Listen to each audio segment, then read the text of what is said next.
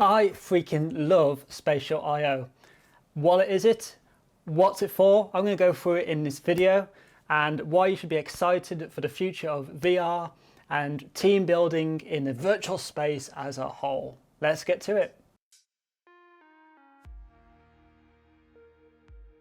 Hello and welcome once again. So for those of you who probably know me or sort of watched my videos before, you know I have a kind of weird love-hate relationship with emerging technologies and the things that are a little bit bizarre or kind of futuristic in some capacity. And one of those kind of fields or a kind of area that's always super engaged with myself has been the fields of AR and VR and the whole spectrum therefore in between. So for those who may not know, actually once I graduated from university, I actually set up as a freelancer, creating bespoke augmented reality and virtual reality applications for businesses and events, etc. So I've kind of dabbled around in it for about going on probably 8-9 years at this point. And so I've always kind of had this kind of interest to some degree. Prior to actually going into freelance, I even did a kind of dissertation on VR and a look at how people engage with technology and the way of bridging that gap between the physical and the telepresent/digital world. And with last year being the way it was and the way the world is kind of going, where we're trying to work more remotely, we're trying to break these barriers where physical meetings can't can't happen always. We've been looking at alternatives, and I kind of have talked about this before, but I wanted to do a more in-depth video looking at this fantastic application called Spatial I/O.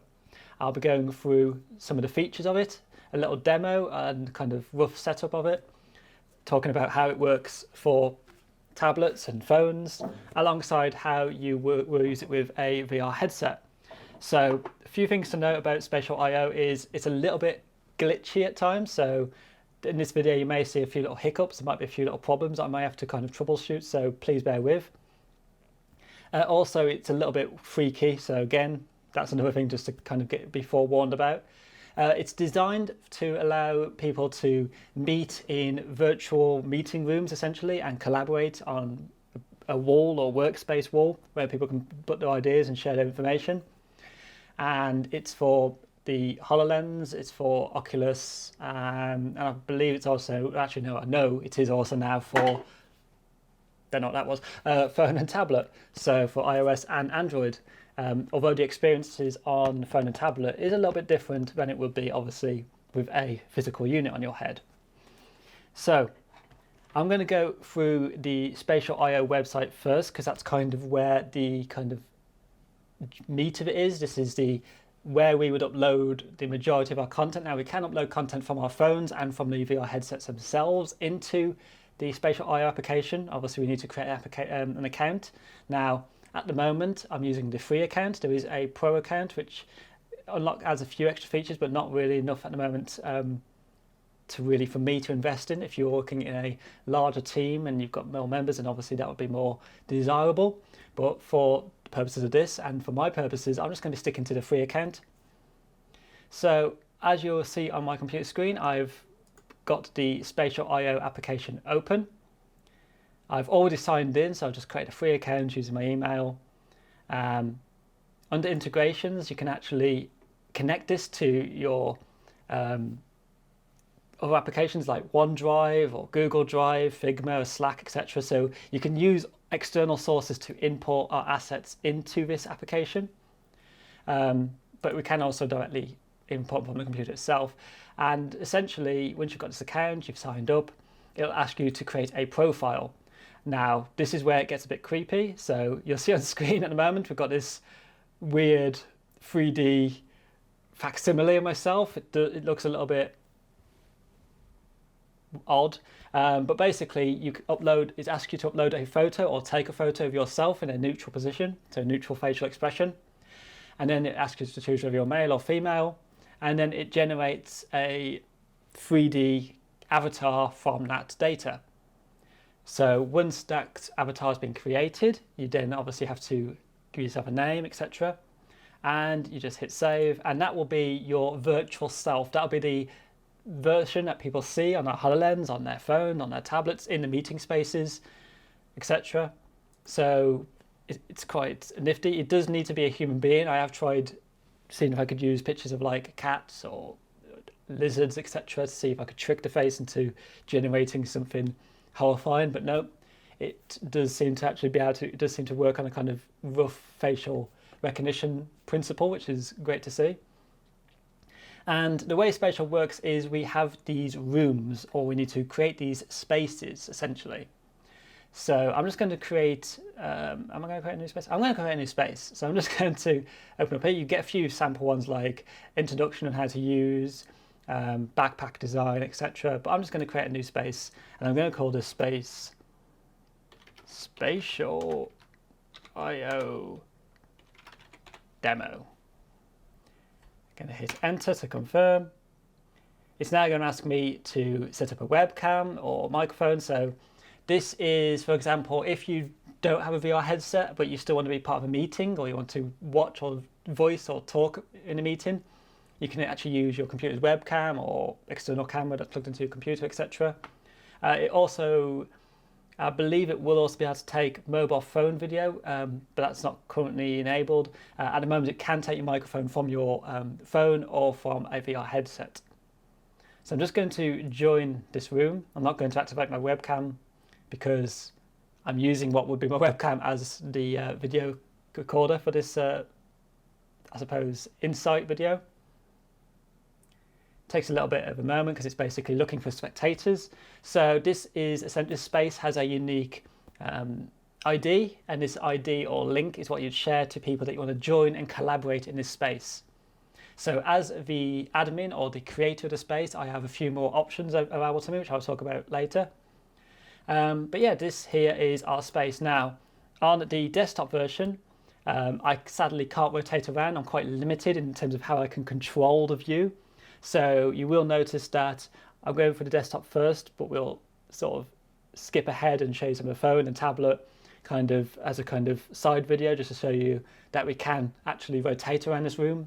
If we're viewing this on our phone and we're using our avatar that's on our phone, we can actually double click on a space on our phone or tablet and teleport our digital self to that space. We can pinch and zoom to zoom in and out to change between third and first person, and drag to rotate around. Any content that we want to move or adjust, we can just simply click and hold on that content. We can scale it by then pinching whilst the content's being held down, or dragging it around. Once we let go, it's basically positions it in that 3D space. The reason it gives you this sort of wall, for example, by the way, is think of this wall as like a corkboard. This is a fixed point. We pin things to it, and they don't then kind of have this weird Z-axis kind of offset. It's the kind of main view that we kind of would work to. So I'm just going to quickly load up my tablet and just join this space, just so you can kind of get an idea of what's going on. Okay, so I'm currently launching the Spatial IO application on my tablet, and it will show me all of my available spaces. So as you can see, we've got the Spatial IO demo room, which I've created on my computer on the screen that you can see there. We have our backpack design, which is a default one that comes with, brainstorming example on intro to spatial, etc. I'm just going to click on the Spatial IO, and as you can see, there's already a person standing in there, and it says Catalyst. That's because I'm actually already signed in, as you can see on the main computer. But if I click on this, it'll join that space. And on the computer, it'll tell me that I'm joining it as myself, but using a different device. So this would be either my VR headset, or in this case, phone/tablet. It'll take a while and then sort of join me in. And if you look on the computer screen now, I'm now teleported into view, and on my tablet, I am actually now in that room or environment. So I can teleport around by double clicking. I can add content from my actual device. So let's add, what am I going to add? Let's add a photo from my device. And we'll just add this horrifying photo of myself. And it will upload this now to the Spatial IO servers. I can now click and drag this, so I can actually move this around this 3D space. And I'm just going to scale this up a little bit. Oop, and let's position it. Let's just position it here, like so. So I can move around. And the thing about this is it's quite hard to sort of demonstrate as a kind of individual.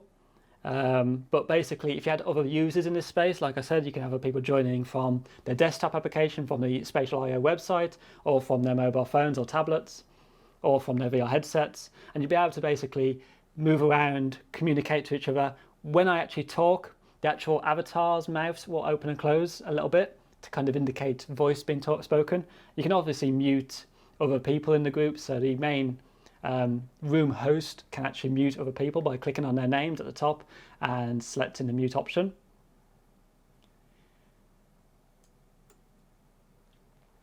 On the actual, if you have an iPhone or iPad Pro, you can actually even scan objects. So let's try that out, because I haven't actually tried this out quite yet. Oop. So let's try scanning me, so you can see the sort of mesh going. I'm just going to move around slowly. I'm not going to get a full 3D scan. Just going to get a rough one. And then stop. So it's now going to process that 3D scan that I've done on my iPhone, or in this case iPad Pro. Whilst that's doing that, I'm actually also just going to upload some content from my PC. So let's upload my logo. Now on the PC I can't move content around, or at least I've not figured out a way of being able to drag and move content around. It's more, the PC view is more of a kind of spectator view essentially. I can though activate things like change the auto cam to sort of show players. So if this was using a VR headset, this would actually change and follow the person in the headset. It doesn't really work when I'm using a tablet. I can also activate my webcam. So if I had a webcam installed, I can activate that, and then it would generate a little window, which basically is a webcam view. Sadly, that's not going to have it, but I can do it with my screen share. So let's actually do a screen share, like so. And now you can sort of see that we have our screen being now in a little window that we can move around in this 3D space. So again, in a VR headset or on a mobile device, we can actually control that content and maneuver it around. So let's just delete our duplicate there. We'll move our screen share and make that a bit bigger on the tablet. So again, it's a little bit finicky, but it kind of, you can see the point. If we've got our 3D scan we've done here, which is a little bit terrifying. Oh, there we go.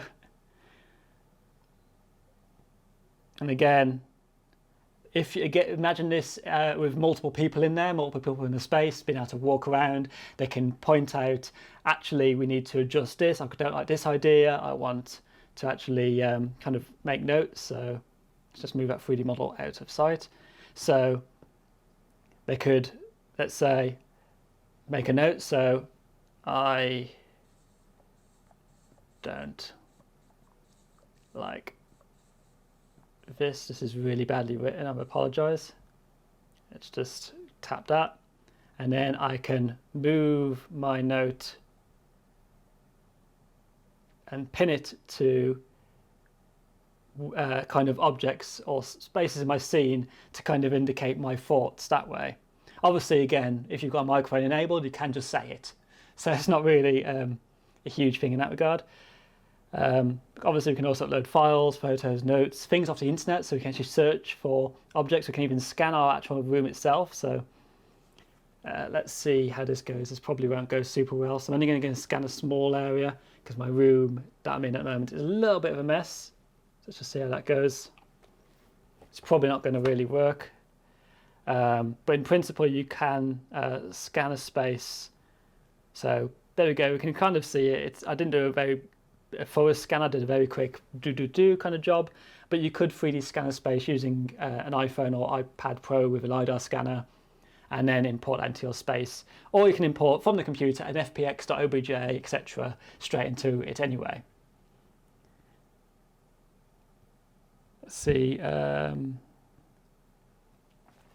take a nice photo of myself.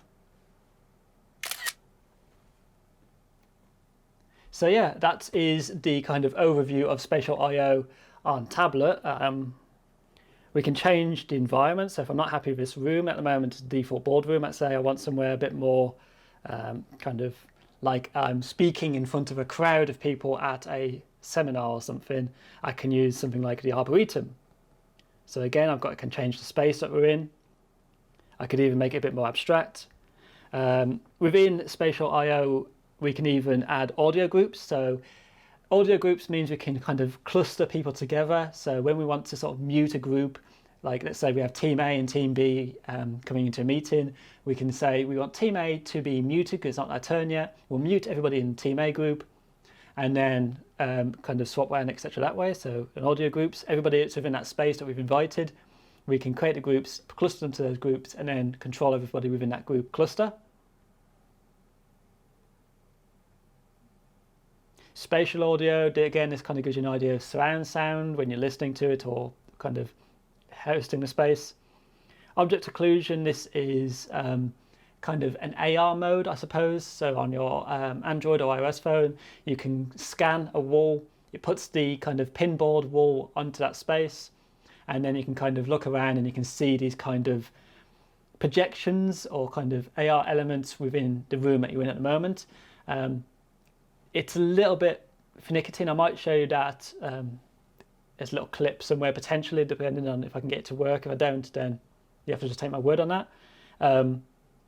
Host settings, we can actually enable or disable features such as do we want people to be able to add content, do we want people to change the environment that are in the group.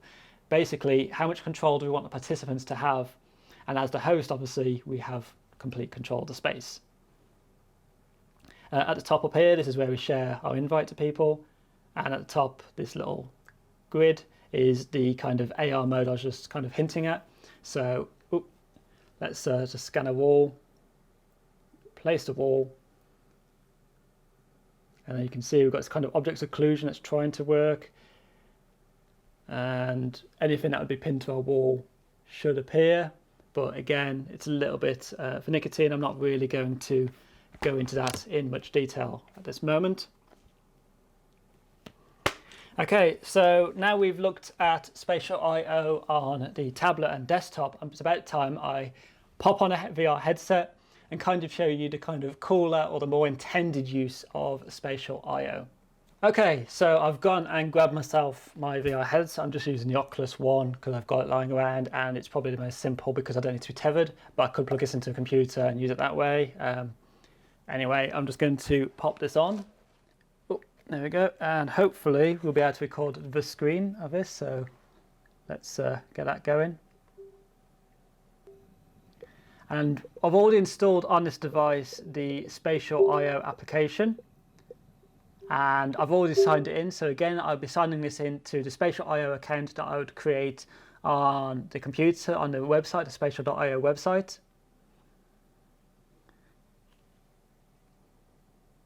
And let's log me in. There we go. So you can see here I could add a new space or new user and change myself, etc. But I'm just going to go to my Spatial I/O demo space, the one that you can currently see on the computer screen, and the one we've been kind of looking at on the tablets. So the advantage of using something like the Oculus or the Hololens is if I was to be standing up and I would actually be able to walk around, it would actually track me in that 3D space as I physically walk. Now, I'm quite limited for space at the moment, so I'm actually going to have to do this using the teleport method. So bear that in mind. You can also see that my hands, I'm using the controllers. I could use the hand tracking, but it is a little bit easier if we kind of do it without realistically, because doing the hand tracking makes it just a bit harder to kind of pinch and control everything. Using these controllers is just a bit easier, really. So I'm just going to teleport myself forwards a bit. So you can see in this auditorium, it actually tries to teleport me onto a seat. So again, if you had people who just want to sit and watch while you've got somebody presenting at the front, this sort of space is designed for that.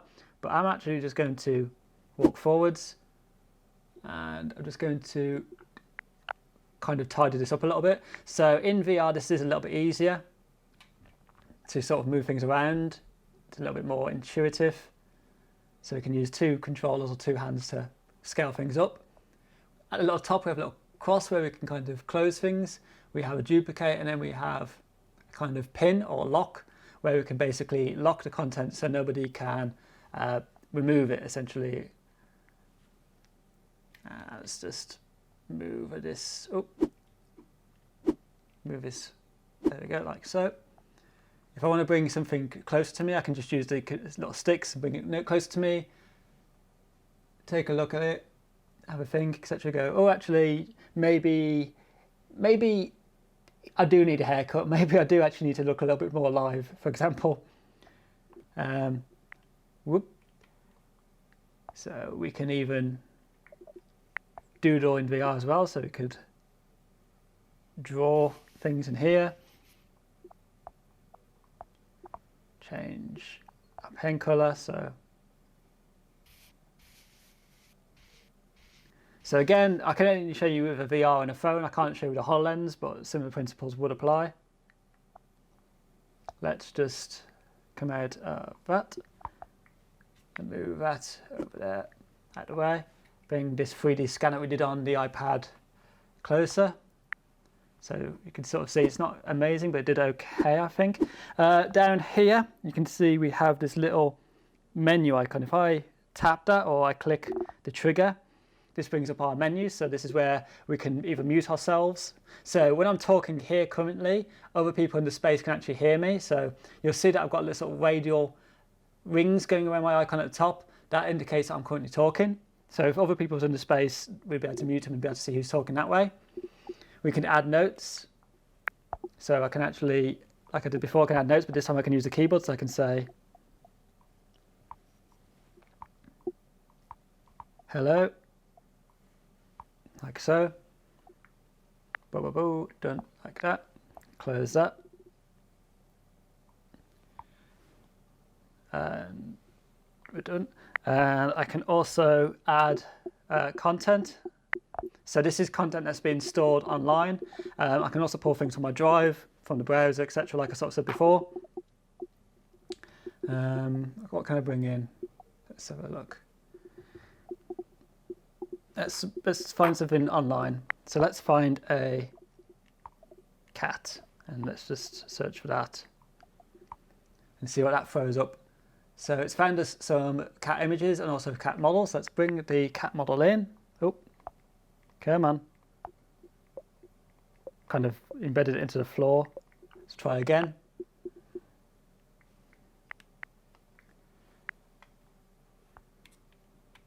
Bring it closer. Let's scale it up. Let's rotate it round. And there we go. So we've got our little cat in our space. So again, like I said, we can upload FBXs or OBJs from our computer itself or search for some assets from the stores. We can also still change our spaces in here, so we can go to do our different rooms.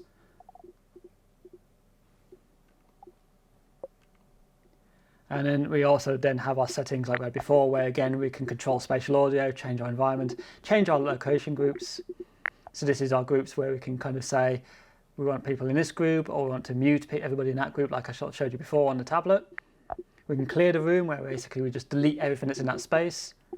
And then with hosting again, as the host controller, I have all the controls for that space.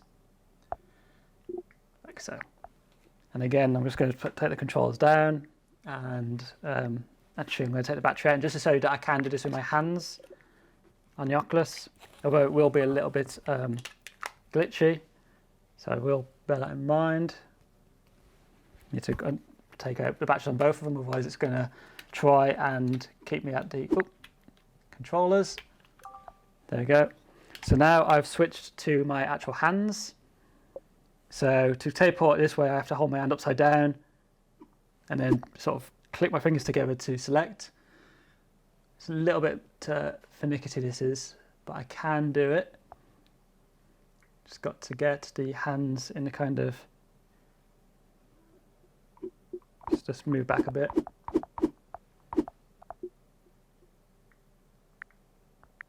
Don't want you.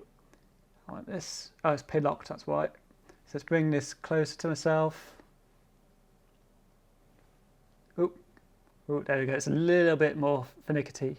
Oh, there we go. On this one here, this is where we bring up our menu.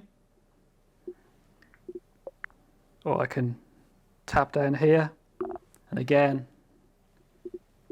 I wouldn't recommend using kind of the hand gestures unless you're in a really wide environment or you kind of got an optimal setup. But you can basically do everything that we did with the controllers using our hands if we wanted to. So I'm just going to now return back to the controllers because I kind of need that option. So just bear with while I do all this. And take the headset off. Oh, that's a switch your face a little bit. So yeah, I just think that Spatial I/O is a cool application.